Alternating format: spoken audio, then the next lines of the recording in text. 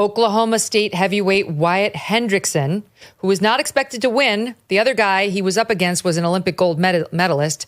But Hendrickson somehow pulled off one of the biggest upsets in NCAA wrestling history, won the match, and then he, being a second lieutenant in the U.S. Air Force, did the following since his commander-in-chief was there watching. Captain America. Captain America. Rob, I can't believe it. My jaw's on the floor. He did it. And Stephen A. Trump with the punching, hand, the way he always does.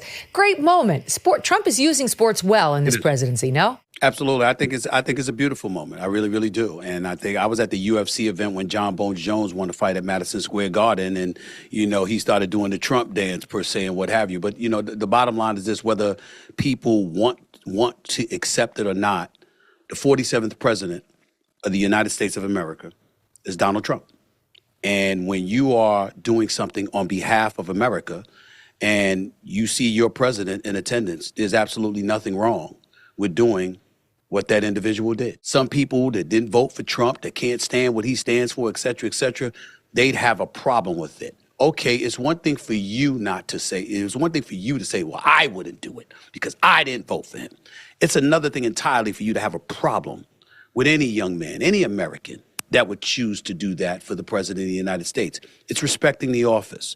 And it's something that I think that we have forgotten about. Now, just as an aside, got to remember something. I have several issues with some of the things that I see Trump doing or some things that he may have done in the past. But I knew him before he ran for the presidency, Megyn. We used to go to his boxing events at Trump casinos. We used to see him at Madison Square Garden. I saw him one time where he introduced me to Bill O'Reilly, for crying out loud. And some of the problems, some of the things that you hear people saying about him, black and otherwise, we didn't say that about him then. We had no problem with him whatsoever.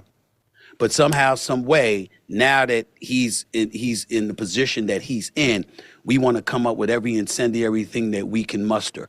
And obviously, to some degree, he influences that because you like him to behave better. But the politicians on the opposite side certainly influence that rhetoric against him. And too many people fall for it hook, line, and sinker. And as a result, we engage in vitriol as opposed to looking at them and saying, excuse me, I don't want to hear that. You're an elected official. Figure out a way to work with him anyway. Don't play that with me. Yeah, I can complain. They didn't send my behind up to Capitol Hill as an elected official. I didn't campaign and ask you to elect me. You did. Figure it out and work with them. And far too many occasions, people are not doing that. And I'm not letting them off the hook on that.